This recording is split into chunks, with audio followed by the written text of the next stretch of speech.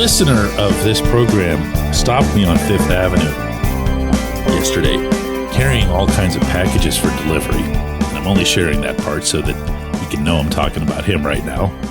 And he asks me, as people will do, just something about the football team. And I got to tell you that what he asked me should not have put me on the spot. Like, I should have been prepared with a response.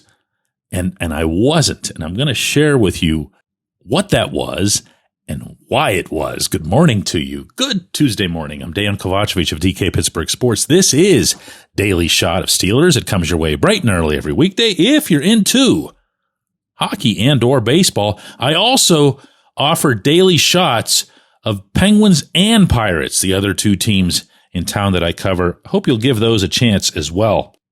So the question was something totally innocuous, like, what do you think? Do we have a shot? And maybe I just didn't have enough caffeine to that point or whatever, but I kind of hemmed and hawed, and I looked at him and I said,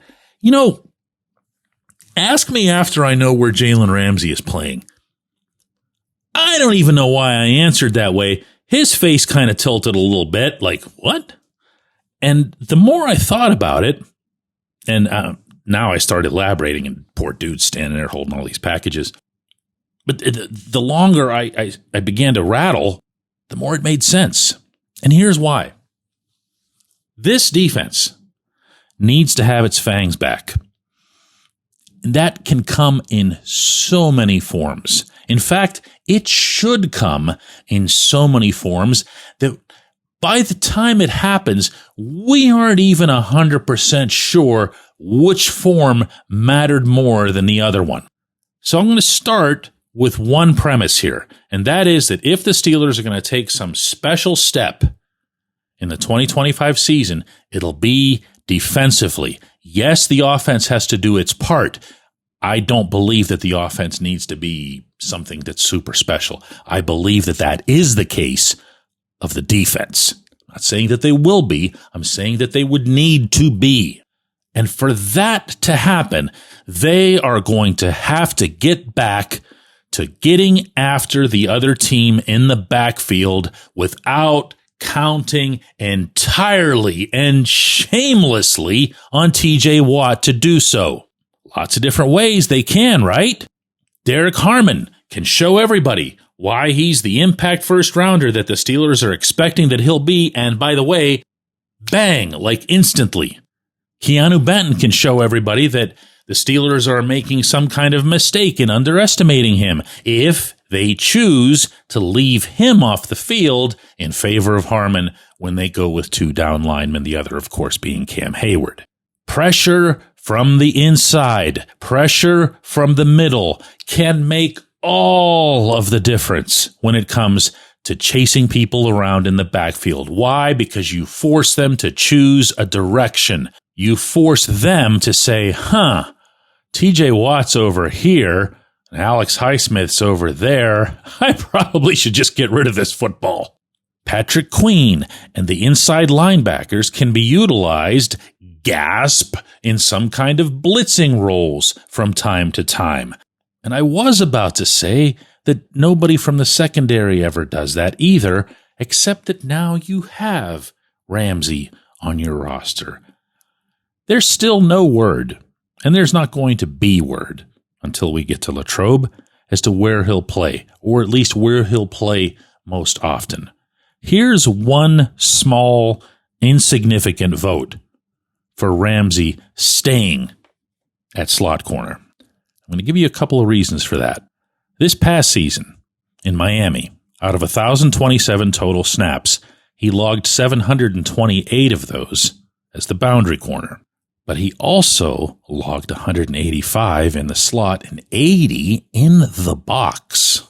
Not everything went great. He was still sharp in coverage, but he'd also get charged with 14 missed tackles, 6 more than he ever had in any previous season. And yet, continuing to swing this pendulum, he also had a career high of 6 tackles for loss and 4 quarterback hits.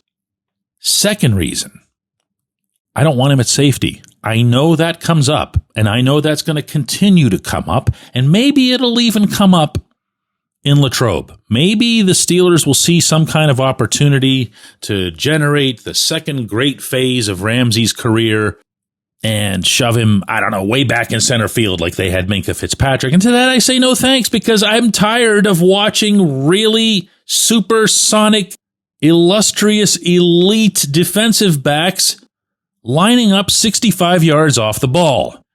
Ramsey has always been a playmaker. And even going back to his Jacksonville prime, he was never limited in what that meant. It wasn't just about interceptions. It wasn't just about passive defense. He could do everything. He was omnipresent on the field. I'm not expecting him to be that, but I am expecting that that would be the style of football with which he himself is most comfortable.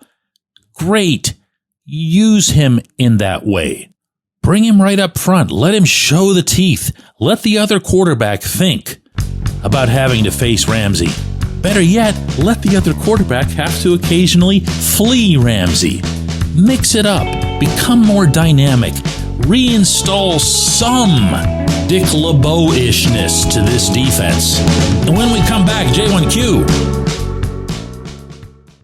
This segment of Daily Shot is brought to you by our good friends at Mike's Beer Bar. They're located on Federal Street, directly across from PNC Park. Mike has more than 500 beers on tap, including from more than 50 local breweries. Stop in and say hello. Tell Mike we sent you. Mike's Beer Bar.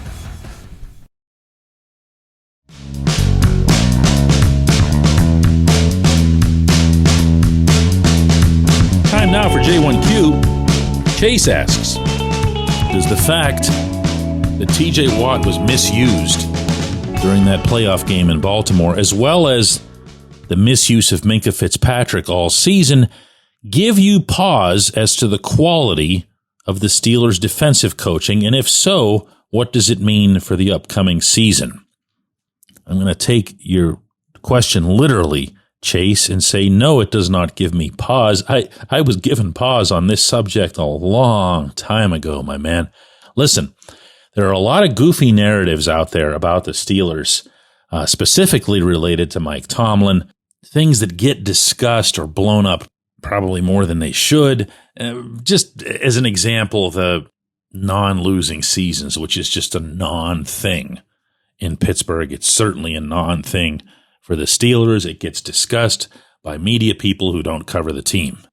But one that hits home and should is the repeated pattern in these playoff games, especially early in these games. It's not just the final score. Like, you can look at losing to the Ravens 28-14 in that game you're describing, and it doesn't sound so bad. Well, they were down big time early, 31-17 against the Bills. It wasn't really quite like that, but then you go before that and you have a 42-21 loss in Kansas City. You have 48-37 loss to Cleveland of all teams in 2020, 45-42 against Jalen Ramsey and those Jaguars in 2017. And there's nothing that exposes coaching, either good or bad, like a playoff. That gets discussed a lot more in the NHL and in Major League Baseball than it does in the NFL. The reasons for that being that those are series. Strategic adjustments have to be made. In hockey, seeing the same pitchers and hitters becomes an adjustment unto itself in baseball. But it's also true in football. There's an extra emphasis on spilling out the playbook, reaching into the hip pocket, as Mike Tomlin once said, for those plays that you've been saving up all year long, those really special ones that no one would see coming. And when the first thing that happens to you in a playoff game is that you're getting obliterated, and the second thing that happens to you in that playoff game is that you're taking way too long to adjust to how you're getting obliterated, and that's what happened in Baltimore, you better believe that's a reflection on the coaching. And you'd better believe that's one of many reasons that when that game was over, when that season was over, I publicly called for the Steelers to find themselves a new coach after all this time. Because that specific element of the result is so tired and so indefensible. So no, it's not giving me pause. It gave me pause a long time ago. And as hopeful as I can be about some of the personnel moves that have taken place, particularly since that's what we're talking about today on the defensive side of the ball, I can also sit here and fairly wonder if it'll matter how much talent they have on defense, because we haven't seen this defense outcoach anybody since LeBeau. We have seen them outplay a lot of people. We haven't seen them outcoach anybody since LeBeau. And listen, sorry, not sorry here. I'm not going to apologize for stating something that I feel is backed by way too big a mountain of evidence at this point. Appreciate the question. Appreciate everybody listening to Daily Shot of Steelers. Don't forget that we have a double shot coming up today. That's at 4 p.m. Eastern. It's live on our YouTube channel as well as on our own app and website at DK Pittsburgh Sports. Hope you can stop by.